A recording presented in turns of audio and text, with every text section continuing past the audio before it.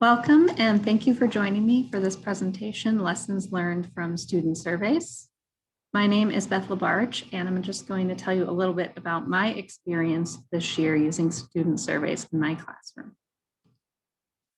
The objectives of this presentation are to evaluate or reevaluate the use of student surveys in your classroom, identify opportunities to use student surveys in your classroom, use student surveys for formative assessment, use student surveys to get to know students, and use student surveys as a means of increasing student voice. The way we will achieve these objectives is by hearing a little bit about my journey using student surveys this year, thinking about some reflection questions about your own classroom. Feel free to pause the video at any time and take notes or jot down some ideas for your classroom and your experience. We will look at some examples of student responses from some of my students. And we will also hear from a few other teachers about their experience. And I'll end with some of my reflections on my experience and some lessons learned from my classroom this year. So this year has been tough. It's felt like being a first-year teacher again for many reasons, whether you're teaching online or teaching hybrid or doing something different this year. It's been very different from the past, at least I know it has been for me. And I haven't been able to rely on a lot of the things that I've done in the past that I know work or are successful, or rely on the ways that I've taught in the past. I also have less opportunity for interacting with my students, whether it be because we're virtual or wearing masks or have more distance between us. So I have a lot less cues to see how they're responding to things and see what's working or not. So I've just found myself so many times this year asking these questions. Is this working with whatever I'm trying? What are my students thinking? And what is the student experience like? And perhaps you feel the same. Perhaps you want to pause and think of a time or sometimes when you ask yourself these questions about your classroom or your students. So one time that I was particularly wondering this it was a very small thing at the end of the first quarter. I had put my students in groups for the first quarter online, and they were meeting in their online meeting space. And I was wondering, okay, the quarter's over, should I change groups for the second quarter? And I thought maybe I should keep the students in the same group so that they can have a more consistent experience considering the turbulence of this year. Maybe they would feel more comfortable in the virtual environment, which is already produces a lot of anxiety if they continue to work with the students they already knew and had some time to get comfortable with. On the other hand, I thought, well, they are new to the school, they're freshmen, perhaps it'd be best to give them an opportunity to meet new people and to work with others in new groups. Again, it was a small thing, but it was producing a lot of anxiety for me. I just didn't know what would be best. And so it turned out the only thing I could think of to do was to ask them. So I sent out a survey and just asked that question. Would you prefer new groups or would you prefer to stay in the same groups? And then had a free response answer to explain why. And students said all of the things that I had said. Some of them wanted to stay in groups for the reasons I named and others. Some of them wanted new groups for the reasons I named and for other reasons. And so I ended up trying to take everyone's personal feelings into consideration and changing some of the groups for those who wanted a new experience, keeping at least some of the groups the same or some of the members the same for those who said they would feel more comfortable working in the same group. And again, it was a small thing, but it was so easy for me to just ask and then to try my best to accommodate what the students asked for. And I realized that I felt a lot better because I actually knew what they were thinking in this instance. And so as the year has progressed, I've tried to keep this in mind and think of more ways to ask students these questions. Is this working? What are you thinking? What is the experience like for you? So that I can use that feedback to respond and make changes or keep things the same, depending on the responses as we go. Another instance in which I really wanted to know what my students were thinking was about their experience of doing homework. Early in the year, I thought I really need to break the homework up for them into little small pieces to do each night, help them manage their time, help them not get overwhelmed, not give them a lot to do at once so that they're not overwhelmed. Again, school is online, they're freshmen. I thought that this would be beneficial for them. And it was okay. Some kids were turning in their homework and some kids weren't. And one week I was like, I'm not going to grade this till Monday afternoon next week. Let's just have all of your homework this week due next Monday. You can work on it now. You can work on it over the weekend. I'll check it on Monday. And as the week went on, I got kind of anxious about that. I thought, oh, they're all going to save it till the weekend. This is going to stress them out. They're going to have so much to do over the weekend. I'm going to ruin their weekends. They're going to hate this. What was I thinking? This is such a bad idea. And so the following week, I asked them about that to see what impact it really did have to change when their homework was due. And here are some of the things that they said. I'll just read a couple of the answers. One student I said, I think over the weekend gives us more time to complete homework and go into office hours if we need it. I also just like that it's a little bit less homework considering all of our other classes. Another student said, I feel that if every day we have homework and you checked it till next Monday, we will be more relaxed and not in a hurry, stressed out, etc.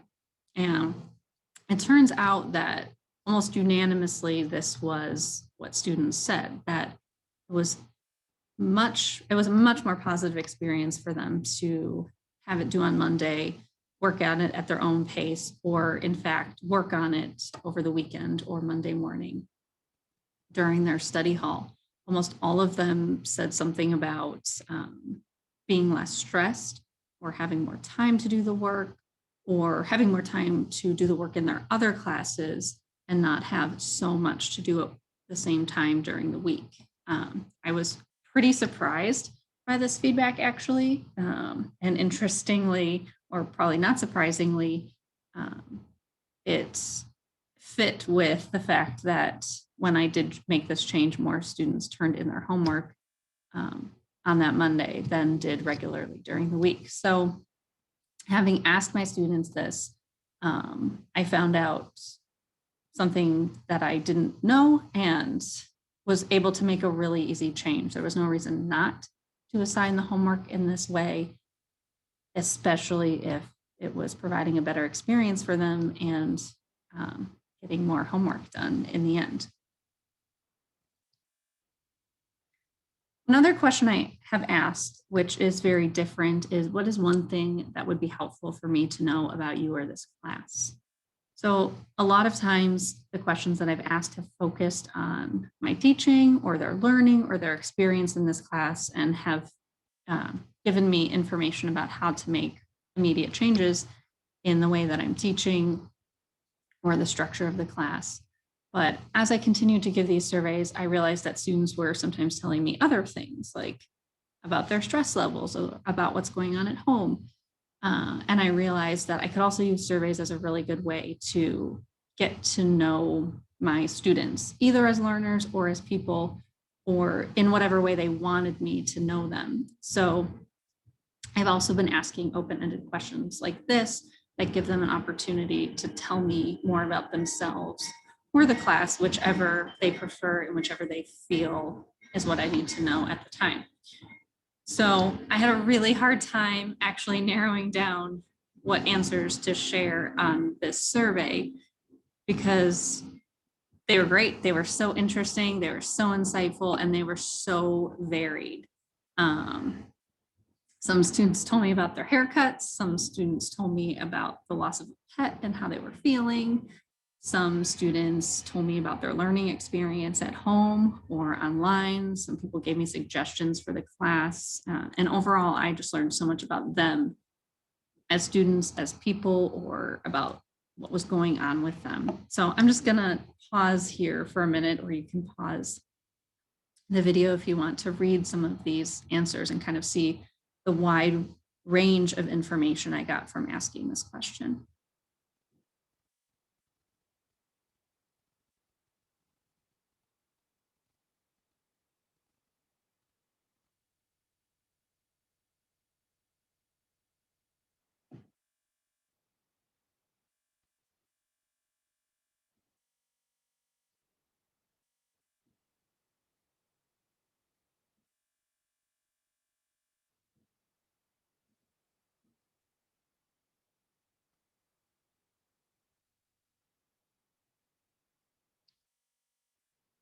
Another thing I noticed as I was giving these surveys to my students was not only was I learning about their experience in class and finding out information that could help me refine my instruction, and also learning about them as people and what's going on with them.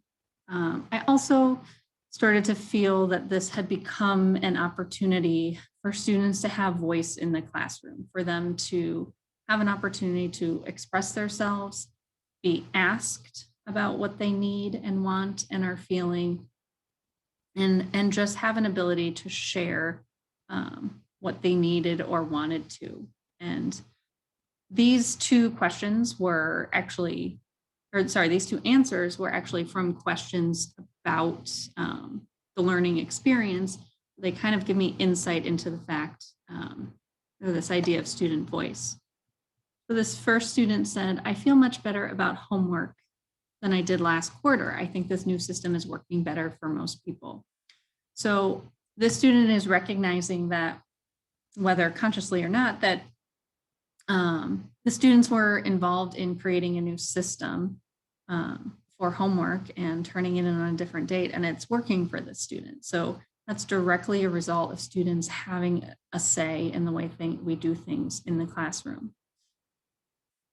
This other answer stood out for me. Whatever the question was, the student is saying, nope, I don't have any more to say about that. But then she says, I really appreciate that you take the time to get to know how we are doing with your class. So the student is just acknowledging this idea that students have time or an opportunity to let me know how it's going. And I think as I continue to do this, I realize that that opportunity is more and more important, as important as the feedback I'm receiving.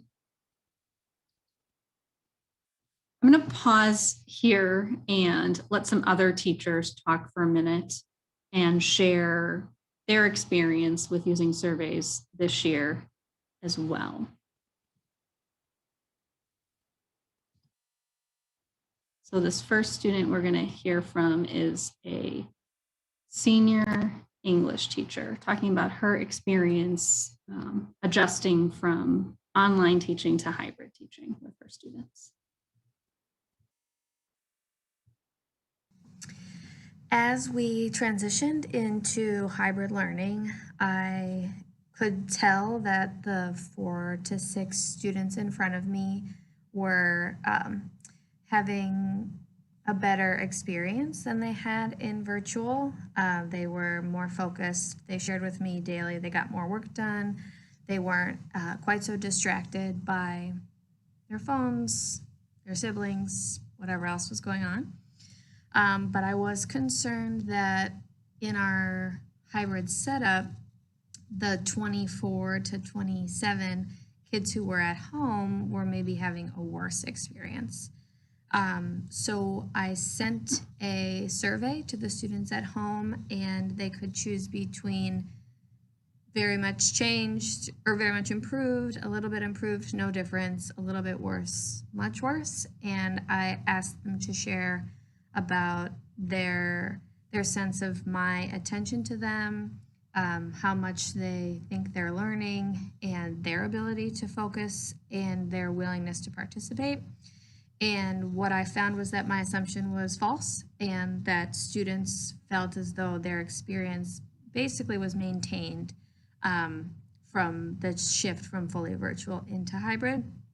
And they felt empowered or more comfortable that students in the classroom were another source for them to talk to get my attention if they needed it. So some of them actually pointed to an improved experience.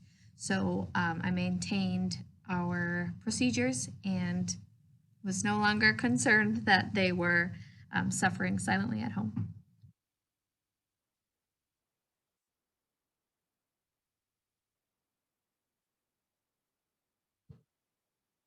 Hello, my name is Kelsey Napoli. I teach ethics at Cristo Rey Jesuit High School. I teach the seniors, and I'm just going to share a little bit about how I've used student surveys in my class. So I started using surveys really at the end of semester 1, and I gave them a survey in class to fill out, really just looking to hear from them in the class, check in on the student experience, and just see how they were doing and if they had any suggestions for improvement moving forward. And they really felt like they had a voice in this survey, and they really shared some great information. So essentially, I started by asking them, how are they feeling at this point in the year? How has the workload been for ethics? How has the time been in small group? Did they think it's too much? Did they think it's too little? And they gave me some really good information there. I found out that most of them, the vast majority of them, thought the workload was just right, and they spent just the right amount of time in small group. So that was really affirming for me. Then I had them rate the units and the homework assignments that we usually do from their least favorite to their most favorite. And I kind of found out through that they love doing lecture videos and they don't like reading, which wasn't that surprising. But they really liked doing lecture videos and taking notes over reading and doing worksheets. They also liked preparing for discussions with their own thoughts better than reading. And so I kind of knew that, but it was nice to see that as well. I asked them what their favorite activity was, what their least favorite activity was in class. A lot of them said their favorite activity was either small group discussions, being able to listen to each other and share, or doing like a Kahoot type review on quizzes, which I threw in for one class, not really thinking about it, but they loved it. So I'm using it more now. I asked them what they were struggling with. Most of them said reading on their own and understanding the readings. And a lot of them also didn't like writing essays, which is not surprising. But a suggestion they had was to read together in class more and have more time to read with small groups and to work on those readings in class, which I've also done moving forward. And then I asked, do you have any suggestions for improvement? How can I make the class better? And I found that on that question, a lot of them said, no, it's great. You don't need to change anything. You're doing a great job, because they're so nice. But then I also asked, what is something another teacher does that is helpful? And that's where I got a lot of good feedback, because they were telling me, oh, this teacher does this and I really like this. And that's something I could use in my class too. So I got really good feedback asking, what does another teacher do that you really like? So those are just a couple of examples of how other teachers are using surveys in their classroom as well, with seniors in a couple of other subjects. So now that you've heard from a couple of different teachers, now might be a good time to reflect on where there's an opportunity in your classroom to ask students about your teaching or about their experience with learning, or where is there an opportunity to ask students how they are doing, either in class or just how they are doing in general. Or what other questions do you think you would like to ask, or what other information would you like to get from your students? So again, feel free to pause here and take some time to reflect on what questions you might want to ask in your own classroom, or where there's opportunities to solicit feedback from students. So reflecting on what I've been doing in class this year, I realized that I had a lot of previous conceptions or misconceptions about what surveys were for and how to use them. And I've really changed a lot of my opinions this year. I used to think that surveys needed to be summative or evaluative. I usually only use surveys at the end of a unit. Also connecting with this idea that surveys should be exhaustive and asking about everything we did in that unit, about all the different strategies, asking students what changes I could make for next year or what I should keep or discard for next year. And those surveys are valuable, but I have definitely been asking much more immediate in the moment questions this year instead of waiting until the end of a unit or the end of a year or asking for like a final reflection on something.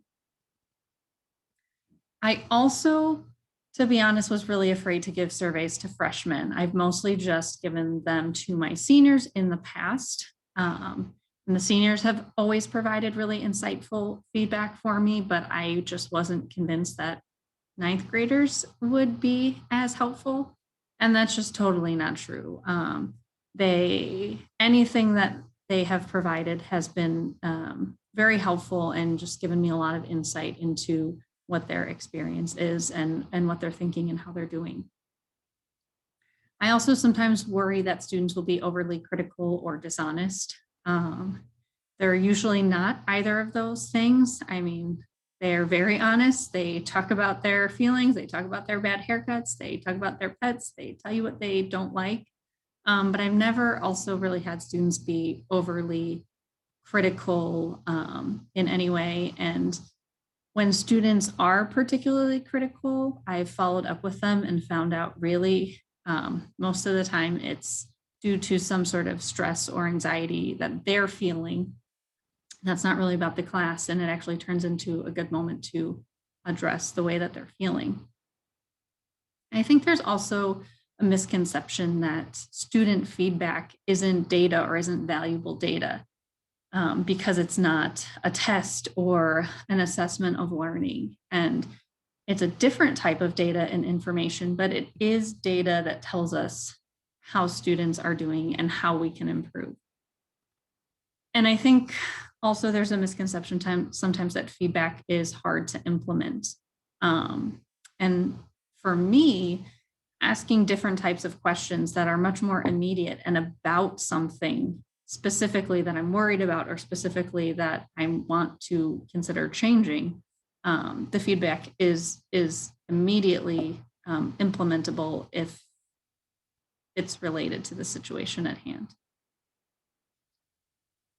So I've sort of taken these 3 lessons or thoughts about my use of surveys this year and why I think that they are really beneficial and have been really helpful for me and my students this year. First of all, I think that surveys provide formative assessment that have helped me make instructional and curricular decisions. Also, they've really helped me get to know my students as individuals and respond to their social and emotional concerns when necessary. And lastly, as I said before, these surveys have provided an opportunity for my students to voice their concerns, their feelings, their suggestions, and just have an opportunity to say what it is that they need or want and to ask for it. A couple of practical tips that have been useful to me and that I've shared with some other teachers this year are as follows. First of all, it's been really helpful to use class time. The first time I gave a survey this year, I just posted it on our online classroom and said, please take this survey. And I got like 50% participation. But when I use a few minutes of class time, I get 100% participation and I'm able to know what everyone is thinking, not just the students who felt the need to take the survey or wanted to take the survey. And I think if the question is important enough to ask, it's important enough to use a few minutes of class time. I've also found it really helpful to, so I use forms So on the Microsoft form, to include a question about what class period the students are in. So I create a multiple choice question with the options to choose their class period. And then I share the form with all of my classes. So all of the data gets collected in one place. I can see it all together and have a holistic view of my students together. But then because I asked that question about class period, I can sort by that question later if I want to divide it and look at an experience within an individual class or across classes. So that's just a super technical tip that's been really helpful. I've also found that it's been beneficial to keep the surveys really focused to 1 to 3 questions. Again, not asking an exhaustive, lengthy survey about the whole student experience, but focused on what is the issue at hand that I'm trying to ask about, or just what is going on with the students in this moment.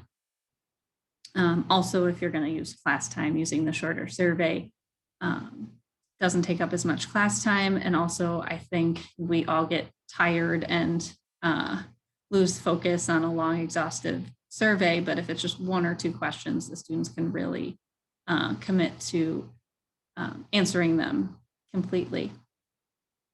I also prefer to, when possible, use a combination of multiple choice and narrative questions. So like that homework survey I gave them 2 choices, homework during the week or homework on Mondays. So I could see the breakdown of their preference, numerically, percentage-wise between those options. But then the narrative questions give me a lot more insight into why the students chose the answer that they do and what's going on in their decision-making process.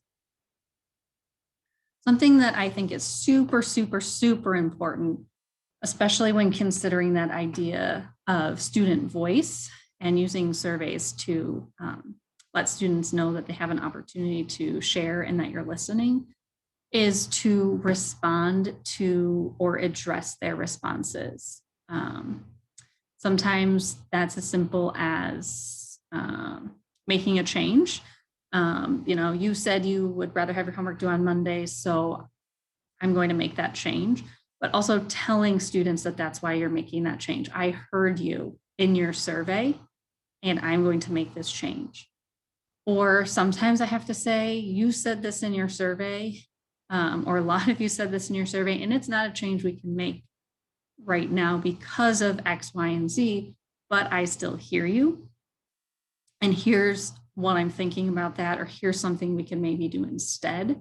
You don't have to do everything that they ask for, but I think it's really important for students to know that you're hearing their responses and listening to what they have to say. So I often respond in that manner to the whole class, especially when there's trends and answers that come up.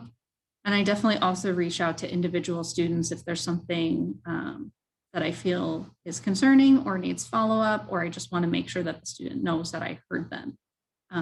So again, I think that's a huge important piece to let the students know that you value what they're saying to you in their surveys. And then this last point here is something I'm sort of thinking about moving forward. This year, since most of our learning has been online, I've done all of my surveys online. And, I think it could be really easy to do like a post-it survey at the end of class or some sort of exit ticket. But I've really appreciated having all of my survey data online. It makes it so easy to go back to, so easy to sort and look through in different ways. And so I'm sure that we'll be continuing to use a lot of technology in the future. And I'm just thinking about how I'll be able to continue to have my students complete surveys online so I can have data be accessible in that way.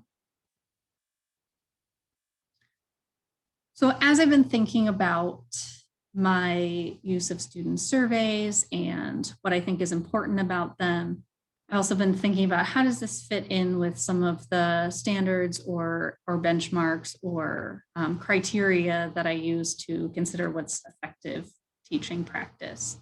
So I think this idea of using student surveys fits with the national standards and benchmarks for effective Catholic schools in a couple of different ways.